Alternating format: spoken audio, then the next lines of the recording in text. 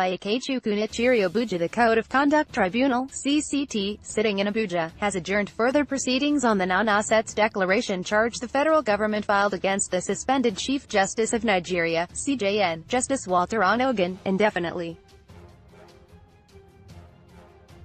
Suspended Chief Justice of Nigeria, CJN, Justice Walter Samuel Onnoghen the Mr.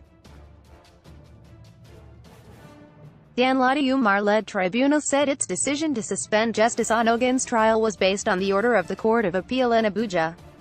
In view of the Court of Appeal order for stay of proceedings and out of respect for the Court of Appeal, the tribunal hereby adjourned this matter signed die indefinitely, pending the determination of the appeal before the Court of Appeal. Mr.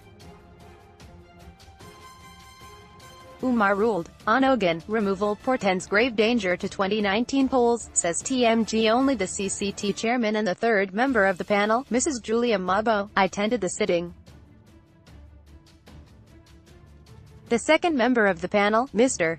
William Agwadza Atedze, was absent. It will be recalled that Mr. Atedze had openly disagreed with the tribunal's chairman over the procedure adopted in trial of the suspended CJN. Whereas the chairman, Umar, relied on Section 306 of the Administration of Criminal Justice Act, 2015, to reject a motion Justice Onnoghen filed for the tribunal to suspend his trial and await the outcome of his appeal.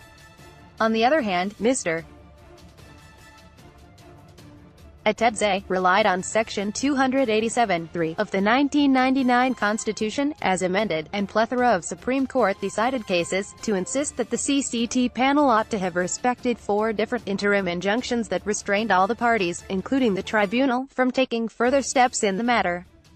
In Atedze's absence, the CCT chairman, Umar Nnamabor, on January 23, issued the ex-party order President Muhammadu Buhari relied upon to suspend Onnoghen and appoint Justice Tanko Muhammad as the acting CJN. Meanwhile, security operatives, on Monday, sealed off Onnoghen's chambers at the Supreme Court, even as his administrative staff were barred from having access into any of the offices.